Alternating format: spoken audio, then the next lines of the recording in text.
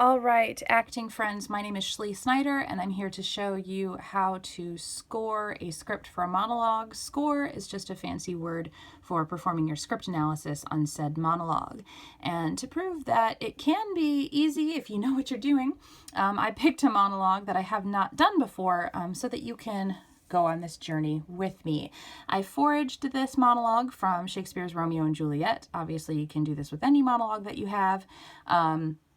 But that's the one I picked, and I picked various lines that Juliet says in her balcony scene with Romeo and combined them together to create this monologue here. The very first thing that you will need to do in order to get this done is to create a spine for your character. This is the only thing I've done ahead of time.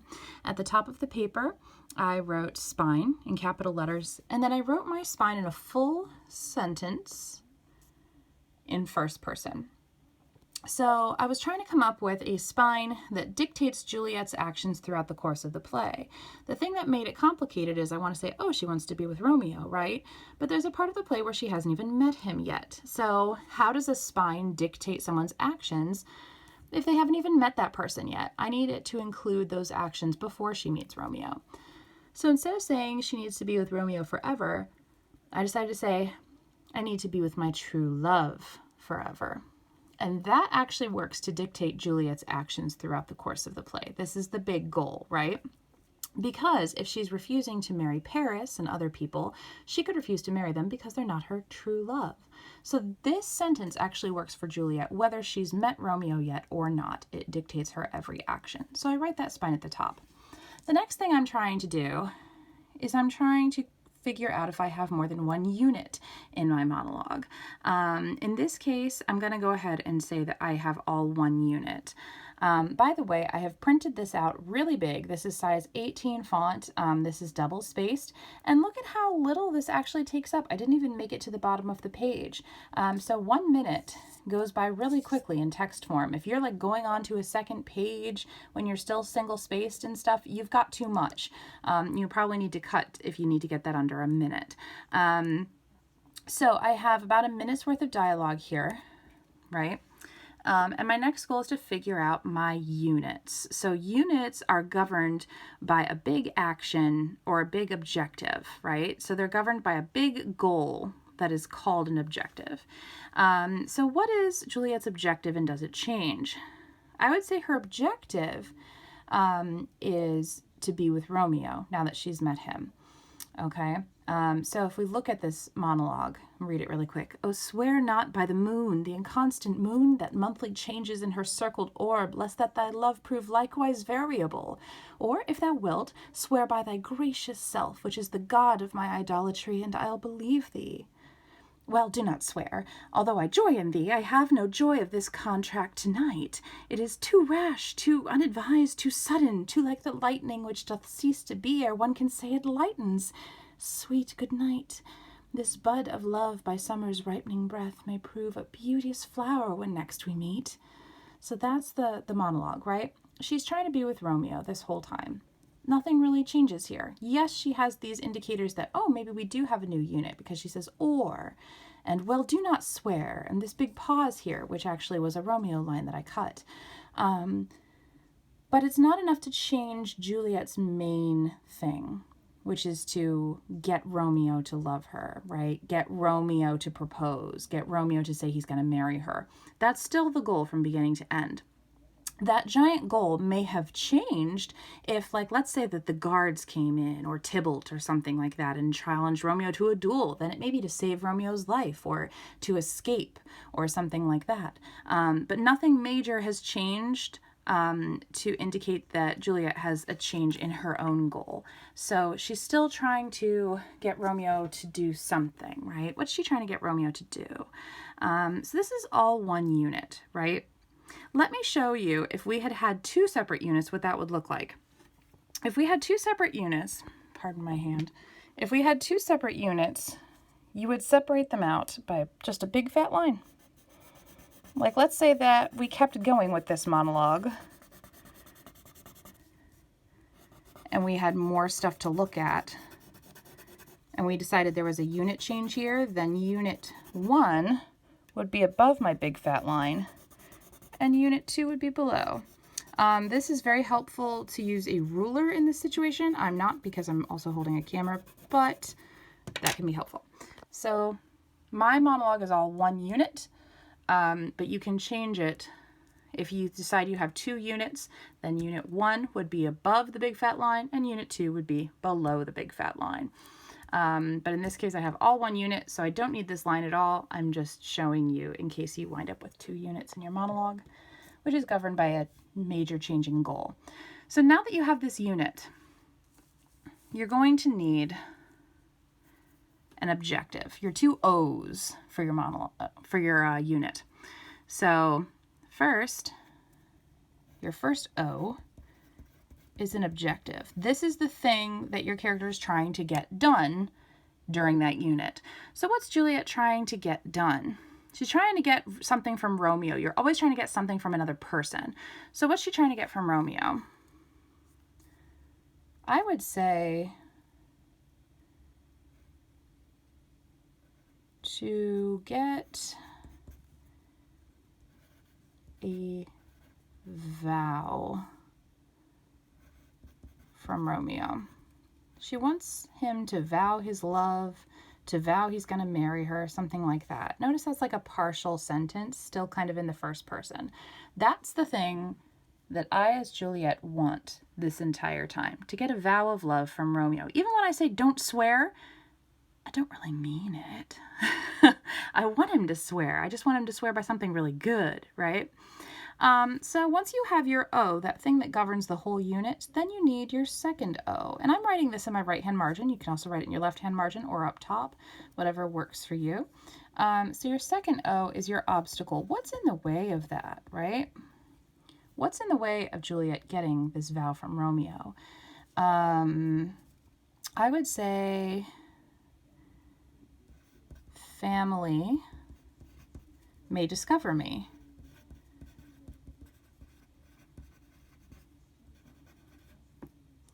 And I'm also going to say, I'm going to give myself 2 obstacles. My family may discover me, but also,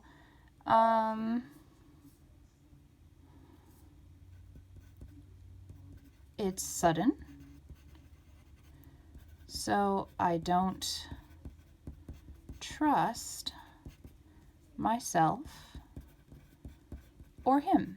Right? So you can have internal obstacles, but it's also very nice to have an external obstacle like the family. So you may be wrestling with yourself mentally, but you also, it's very good to wrestle with someone else, right? So family, or even the person you're talking to, may be your obstacle. They may be your goal and your obstacle at the same time. So we have an objective and an obstacle for our unit. If we had a second unit down here below our unit divider, then we would have another objective and another obstacle for that unit, and so on. Finally, we're going to get into our beats with those words that go with them. So let's find some beats. Oh, swear not by the moon, the inconstant moon that monthly changes in her circled orb, lest that thy love prove likewise variable. There's a period there. You definitely have a beat after every period. So how does a beat look? It's a thin line. As opposed to your thick line that makes your unit, you have a thin line that makes your beat.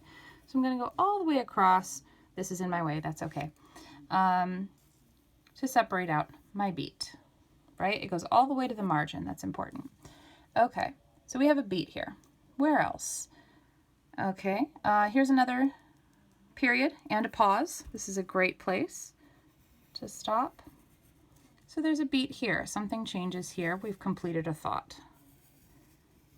Go all the way to the margin. Here's another one. And look at how tiny that one is. There's a period right there. Well, do not swear. This one's weird. We're going to cut it right at the period there and go all the way across. Boom. Right? Then another period.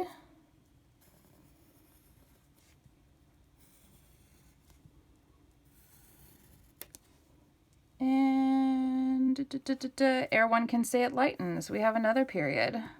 Now, is it always at a period? No, sometimes it's at a comma.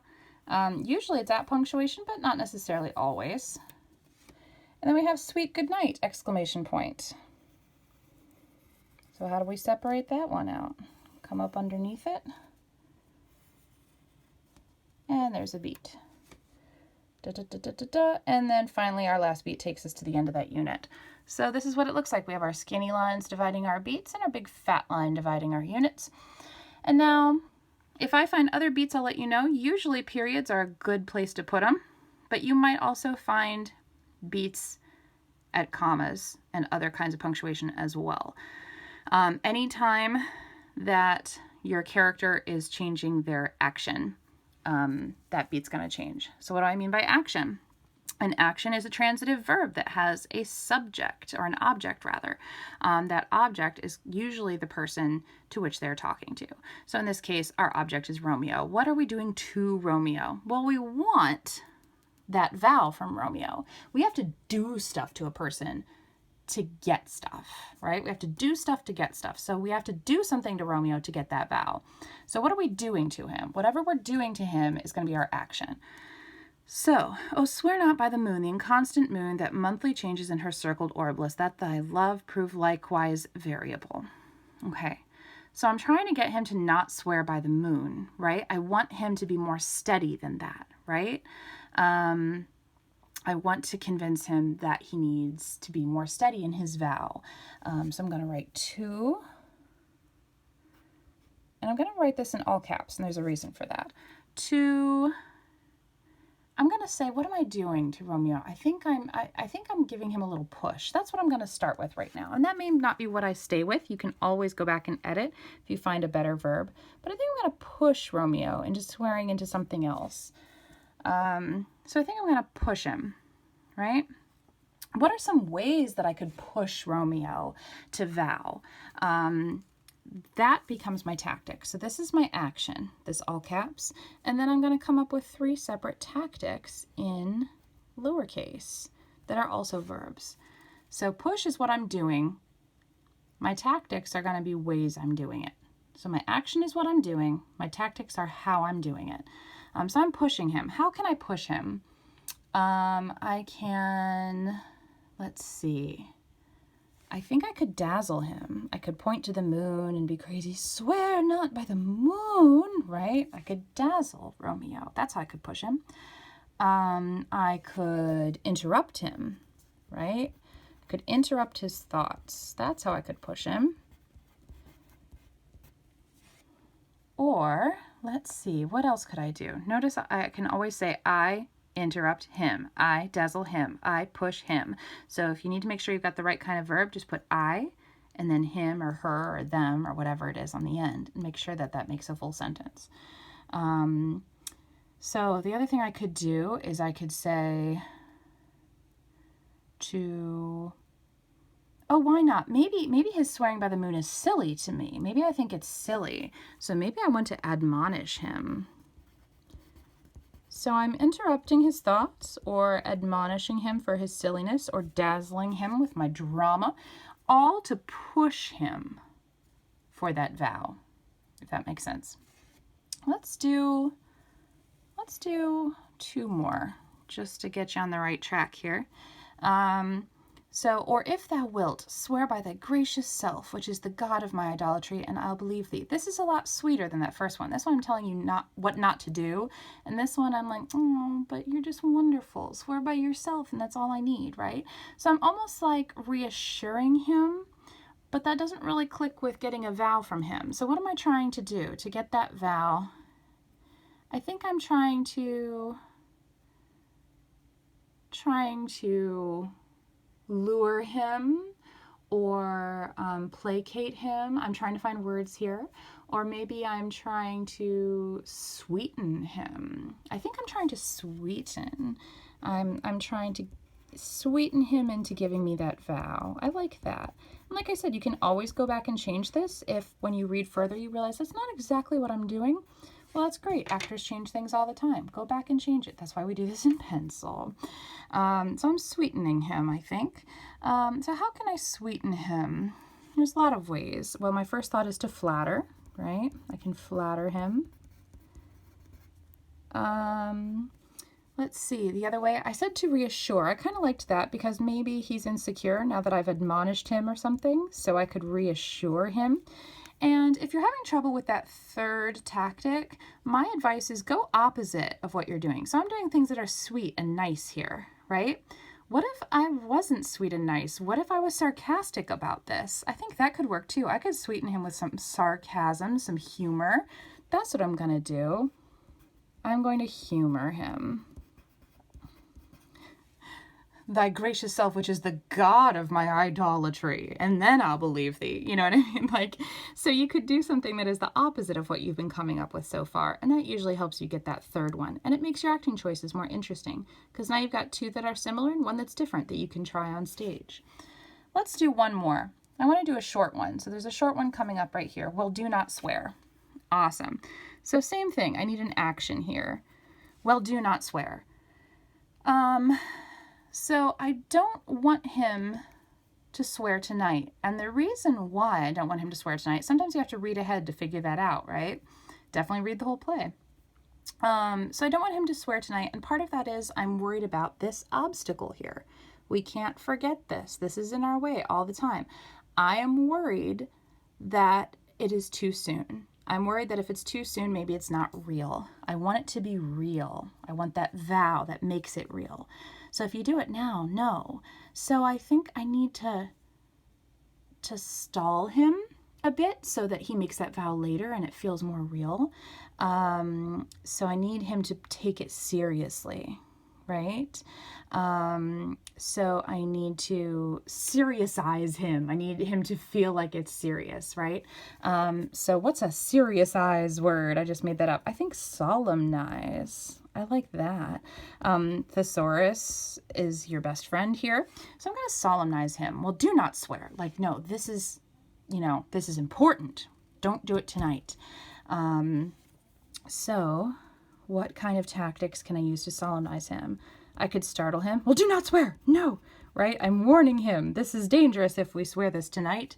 Don't do it. So I could startle him. I could lure him. I could solemnize him by luring. What I mean by that is like I could be like, oh, it's going to be even better if we do this tomorrow. Well, do not swear. Promise me this tomorrow. It's going to be even sweeter tomorrow. So I could lure him to solemnize him, or I could let him know that I'm completely changing my mind. It could be my fault, not his. So I could say now notice I've run out of room here, so I'm just going to go over here. This is why we make big spaces, so we can write. So I said to startle, to lure. So I might do something that's like, feels like an apology, or something like, whoops, I made a mistake. Like, so maybe something that shows that I made a boo-boo here in judgment. I was too fast. So I'm going to stall him, right? I may choose, you know what I kind of like? I actually kind of like stall as my action. I feel like this whole thing is I'm stalling him. And these are ways that I can stall. See how easy that is to change it up? Just feel like you understand what you're doing, right? What am I trying to do here? And the thing I'm actually trying to do is I'm trying to stall him. I can stall him by startling him. I can stall him by luring him, or I can stall him by solemnizing him. So this is kind of what it looks like. You're going to do this with every beat you have, right? So again, your spine, then divide into units using this big bold line here. For every unit, you want an objective and an obstacle, always in the first person. And then you divide into beats, usually with punctuation of some kind. Figure out when actions change, right? Then for every beat, you're going to want one action, the thing you're trying to do to get that objective, right? And then 3 different ways that you might be able to perform that action, always in the transitive state. So you do that for every single beat, and then eventually you will have a fully scored monologue. And if you don't like playing with regular pencil and all that, you can go to, I'm using my Broadway colors here. Let's use all that razzleberry for my, oh, nope, I grabbed Seize the Gray. That's not fun. I want all that razzleberry. Give it to me. There we go. And I'll use Pinky Boots. That sounds like a fun one to use. All right, all that razzleberry and pinky boots instead of thick and thin lines. So my unit lines, instead of being a thick pencil line, I could just use razzleberry, right? And I wouldn't even have to make it a thick line. So that would be my units if I wanted to go color coding this. Then I would use the pink for my beat dividers, and then I would use different colors to write down each of these things. So basically, if you're going to color code it, you need a different color for each kind of line. You need a different color for your spine, different color for your objective, different color for your obstacle, different color for your action, and different color for your tactics. So anyway, that is how to score a monologue script. A play script is similar, but you're dealing with other people's lines as well. Hope this was helpful to you. Feel free to comment or ask any questions that you have below. And yeah, feel free to share, and hope this helps you get started.